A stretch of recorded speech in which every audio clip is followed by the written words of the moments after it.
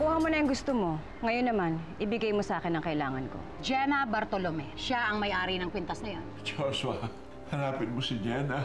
Dalhin mo siya sa akin. Talaga nga hanapin natin si Jenna at uunahan natin ang papa. Siguraduhin ko hindi na sila magkikita maglolo. Ipapublish mo sa lahat ng broadsheets at tabloid itong picture ni Jenna. Magbibigay tayo ng 100,000 peso reward para sa sino man na makapagtuturo kung saan ay matatagpuan si Jenna. Maasa ka na kukontak si Jenna sa kasa at may makakalap na impormasyon si Sandra. At pagkatapos, hindi na ako magdadalawang isip na patayin siya. Meron ako magandang balita para sa'yo. Kinontak na ba niya isa sa mga alaga mo? Alam mo bang kasalukuyan ngayong nasa mga kamay ko ang cellphone ni Ada? Yung ninang ni Jenna. Kasi siya ang kinontak ng ambisyosa. Eh di matutuntun ko na pala kinaroroonan ng babae yun kung ganun.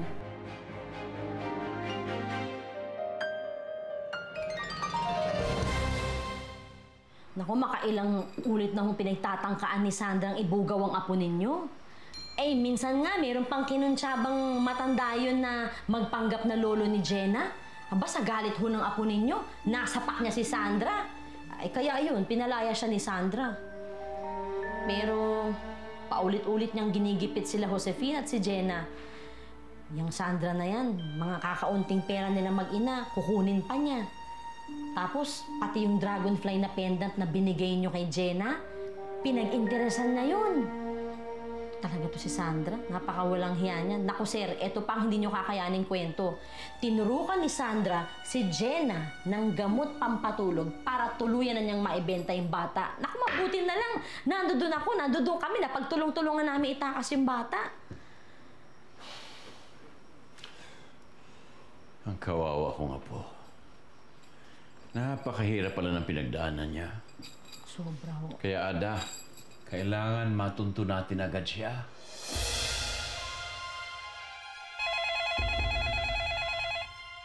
Hello? Sigurado ka bang si Dex ang hinanap mo? Oh, teka na, akin na. Easy. Hello? Ay, Uy, pare. Oh. Gimmick? O sige. Okay, mamaya. Oo, sige, sige. Doon na lang tayo magkita. Okay, pare. Salamat. Okay, bye-bye. Pare naman, maghapon ka na nakatutok sa telepono, ah. pasensya na, Brad. Mapakasakali lang kasi ako, tol, eh. Baka kasi may nakarinig doon sa panawagan ko. At pumunta ka agad dito. Ito ka ba, pare? Makikita mo rin yung shota mo. Tol, sipat mo na ako, ah. Hanapin ko lang si Jenna. Eh, saan mo naman siya hanapin? Bahala na. Mas okay na may ginagawa kaysa nakaupo dito naghihintay ng tawag. Diyan naman yung telepono mo. Text mo na lang ako. O, sige, ingat ka. Sige. Tuloy po kayo.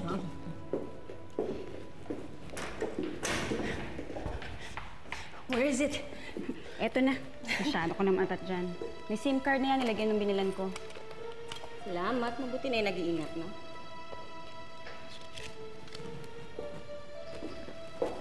Yan daw ba yung number ni Sandra? Diyan ba makakontak si Jenna? Oh, ito na nga. Panahon na para pakagating sa bitag ang pamangking kong hilaw.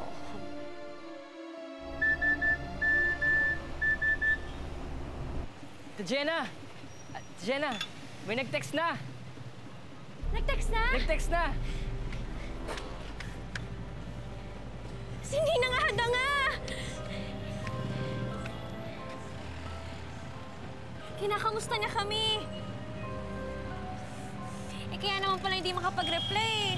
Wala nang load eh. Sabi ko sa'yo eh. Hindi ba nagtataka si Jenna na ibang number yung ginagamit mo? I texted her na kunwari nakikihiram lang ang kanyang ninang Ada ng cellphone sa iba. Sabi ko dito na siya mag-reply. Ngayon, wait na lang tayo kung ano yung sasagot ng gago. Kung sasagot nga siya. Bakit naman hindi, Belle? You know, she's not the smart type. And I doubt it if she can figure this one out.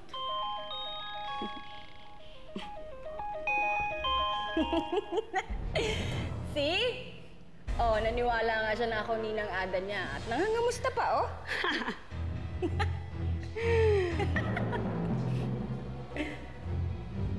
Lumabas daw siya ng Maynila. Gusto niya makipagkita sa akin. Tapos dadalhin niya daw yung mga gamit namin ni Inay. Ayos ah.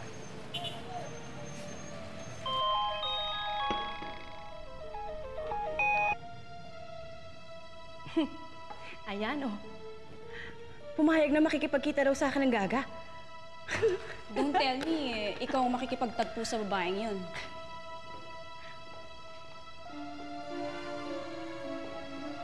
Hello. Lito. May papagawa ko sa'yo.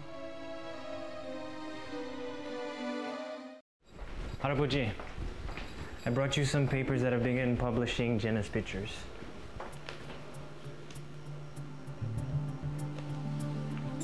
Good, Joshua. Very good. Oh.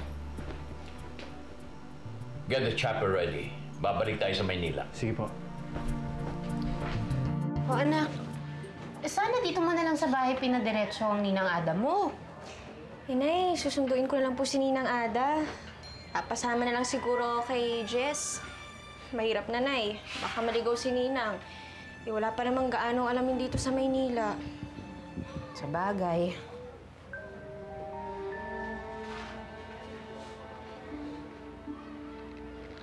Oh, bakit bigla ka natahimik dyan? Naalala ko ho ang lolo ko, Inay. Siguro kung nahanap ko siya, hindi mangyayari sa atin to. Mayaman man siya o mahirap, naniniwala ho ako na makikirami siya sa atin. At hindi niya tayo pababayaan.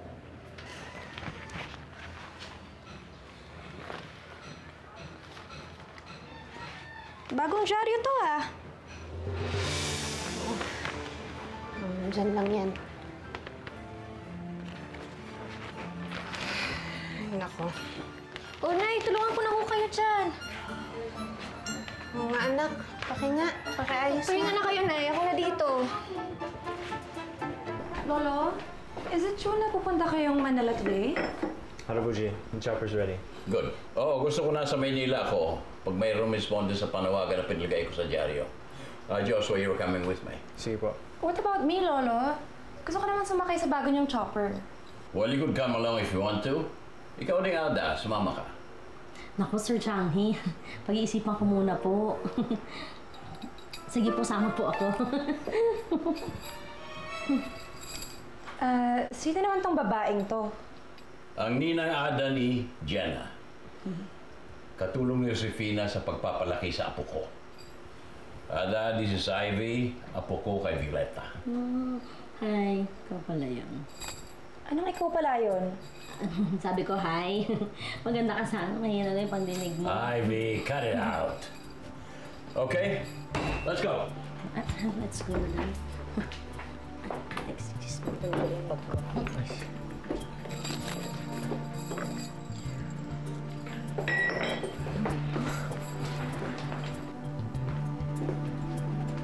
Kuya, baka pwede magtanong. Oh, Para ba nakita niyo to? Ay, hindi namin nakakita yan eh. Sigurado ba kayo? Oo naman. Eh, naglipa ng mga pangit dito eh. Kaya kung minapadaan ganyang kaganda rito, kami unang makakapansin. Sige, salamat na lang ho. Sige.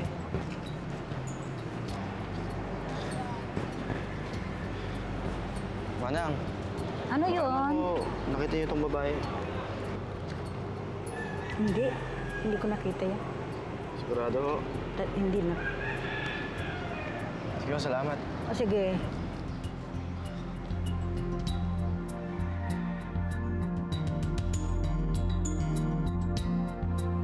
Anya Samika. Si Violeta. Umalis po, sir. Saan daw siya nagpunta? Hindi po sinabi eh. May tumawag ba dito? Sagot sa panawagan ko. Wala pa po, sir. Baka hindi sapat yung anunsyo natin sa dyaryo, Joshua. Baka kailangan manawagan din tayo sa telebisyon. Wait, don't you think you're overdoing this, Lolo? Sangkwa na ni Carmen's Ivy. Gagawin ko ang lahat, mahanap ko lang si Jenna. Tama po siguro, sir, talaga yung gagawin ninyo. May napanood nga po ako, isang nanay na nawagan sa TV. Kinabukasan na ibalik po kagad sa kanya yung anak niya. Kaya siguro mas mapapadali po ang paghahanap natin kay Jenna pag ganun. Wait lang Wait. Meron mo nagtanong ng opinion mo? Actually, Ada has a good idea.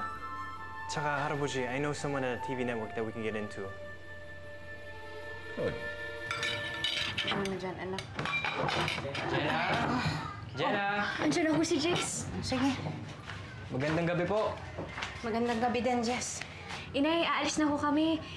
Baka ho kasi traffic. Ayoko naman ho maghintay si Ninang Ada. Sige, mag-iingat kayo, anak, ha?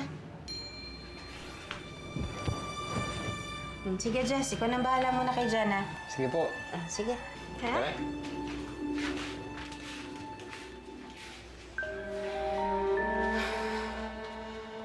Ay.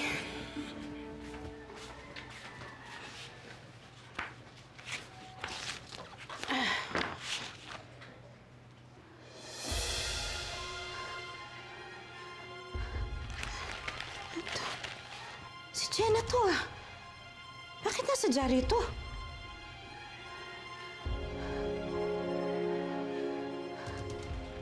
Diyos ko. Si Changi.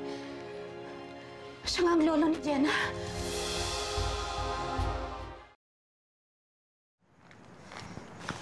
Naku, Jess. Bilisan natin. Baka kasi naghihintay na si Ninang Ada eh. Naku, pag pinaghihintay pa naman yun, umiinit yung ulo nun. Uy, salamat ah. Okay lang yan.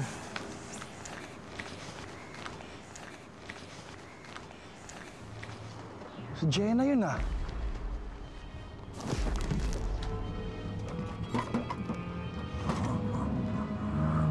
Harabuji, I've talked to my friend working at the TV network. Sabi na, pwede kang manawagan the moment we arrive there sa station. Good. Lolo, ang laki-laki ng Manila. Imposible na lang mahanap mo si Jenna sa mga naglalakad lang na yan. You really have an arsenal of contradictions. You can never tell. Tama. You can never can tell.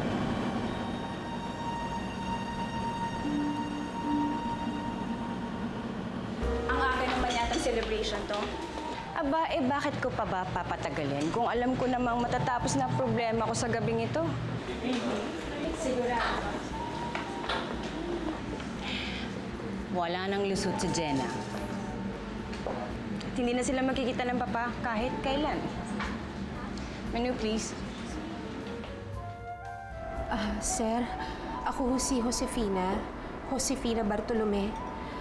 Ako po ang nag-alaga kay Jenna.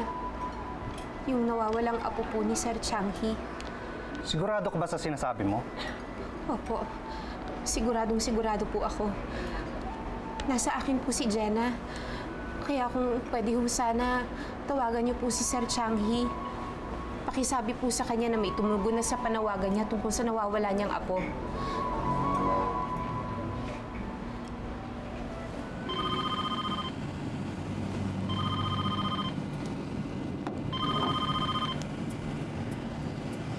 Changi speaking. Yang Ming po ito. May babae pong sumagot sa panawagan ninyo sa dyaryo. Andito po siya ngayon sa restaurant. Mandaluyong Branch. Gusto daw po kayong makausap. Sino siya? Josefina daw po ang pangalan niya. Josefina Bartolome. Nasa poder niya daw po si Jenna. Josefina Bartolome? Si Marie Josefina! Sino naman yung Josefinang yan? Ang nanay-nanayan ni Jenna. Siya po ang nagpalaki at nag-alaga kay Jenna. Put her on the phone. I need to talk to her. Si Chang. Hello? Sir Changi? Ikaw nga ba tumatayong ina ni Jenna? Opo. Ako nga po. Nasaan ka po? Kasama mo ba siya? Hindi ko po siya kasama ngayon, sir. Pero alam ko po kung nasan si Jenna. Hintayin mo kami riyan. Pupunta ako dyan ngayon din. Sige po. Sige po, sir. Bilisan mo. Alam mo, pag nakilala mo si Ninang Ada, matutuwa ka sa kanya. Kasi palabiro kasi yun eh. Sana nga sumama na siya dito sa amin sa Maynila. Inaaway-away din kasi siya ni Aling Sandra. Bakit Jess! po? Bakit po? Jess! Jess! Ako pupunta?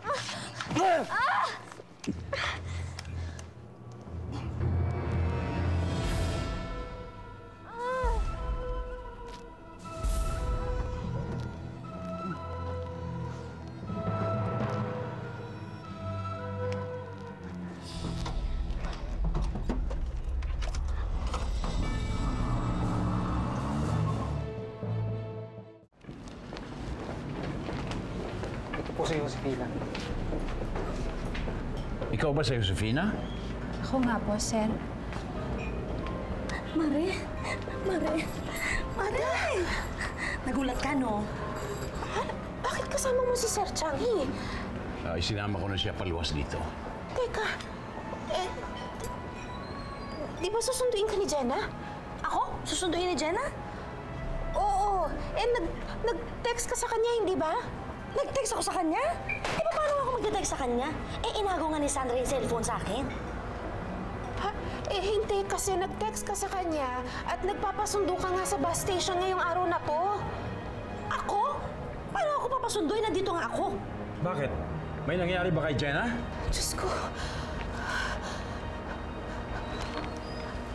Baka may masama na nangyari kay Jenna. Baka mamaya may masamang balak si Sandra sa kanya. We need to do something. Halika, punta natin siya. Come on. Halika kayo. Halika na.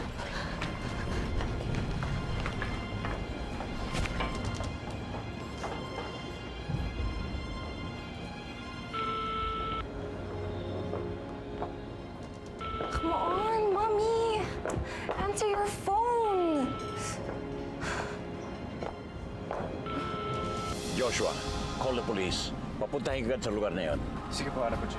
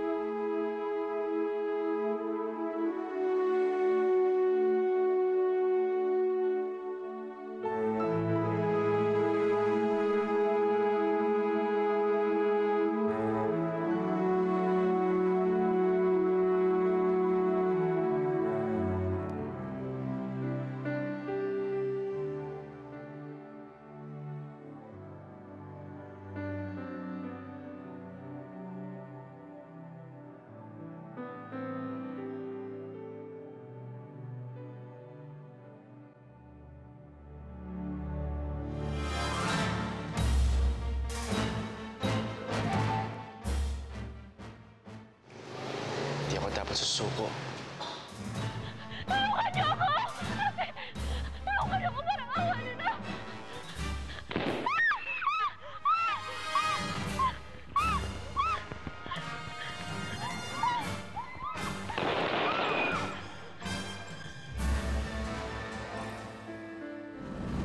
Panginoon, marami na pong napagdaan ng pagsubok si Jenna.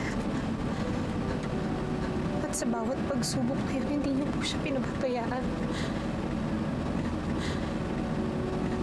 Sa mga sandaling ito, hinihiling ko po sa inyo, huwag niyo pong pababayaan ang anak ko. Iligtas niyo po siya sa panganib.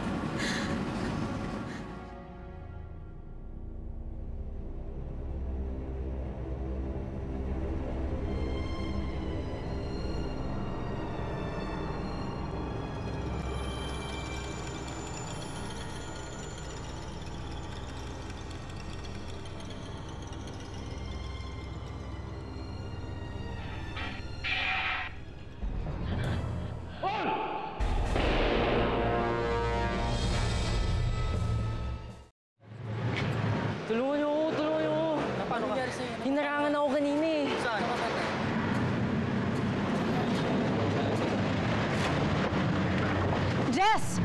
Jess! Ano si Pina? Nasaan si Jenna? Hindi ko nga po alam eh. Anong hindi mo alam? Eh kasi po nung papunta kami sa bus station para salubungin yung ninang niya, may humarang sa amin na lalaki. Eh, ako nga yung ninang Ada na yun. Ako yun. May baril siya. Sinuntok nga po ako eh. Tapos, hindi ko na namalayan kung saan na napunta si Jenna. Saan na si Jenna? Hindi ko po alam. Diyos ko, ang anak ko.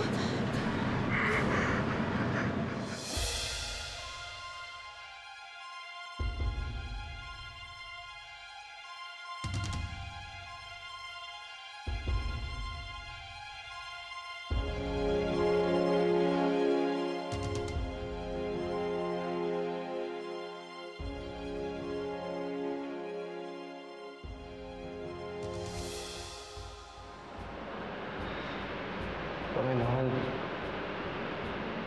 tulungan niyo po ako hanapin ang babaeng mahal ko.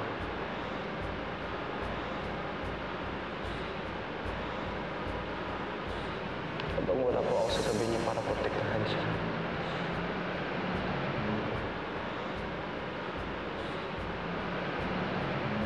Kayo na po muna bahala mag-alaga sa kanya.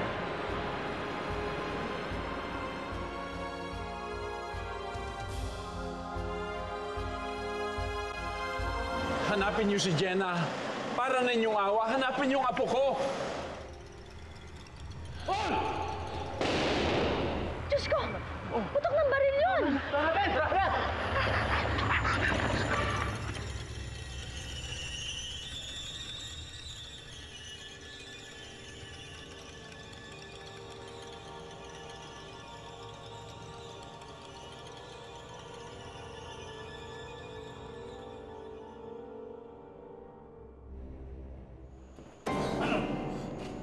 Wala ka ng takot mo sa akin.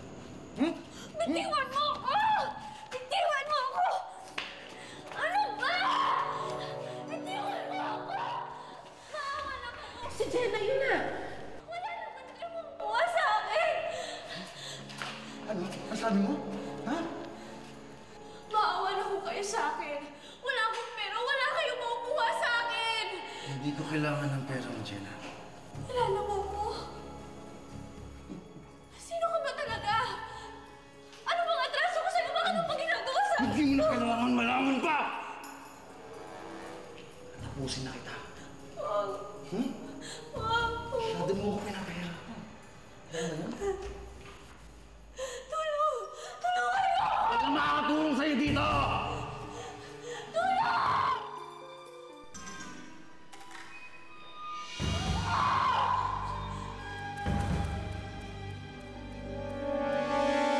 Hello, Ivy. Bakit? Mommy, si Lolo. Matutuntunan niya si Jenna. Nasaan ngayon ang lolo mo? Oh, Jenna. Ako ang lolo mo. Hello, Ma'am Violeta. Nagawa mo ba yung inuutos ko? May dumating na mga parak. Ibig sabihin, Nakita-kita sila doon. Nakita na kita. At hindi na ho tayo magkakahiwalay, Lolo. Hindi na. Magkakamatayan muna kami bago niya makamkaman lahat ng kayamanan ng matanda. Mahirap atang tanggapin na pamilya natin ang babaeng yan. Si Jenna ang tunay kong apo. Siya ang may karapatan sa lahat. And get that into your thick skull!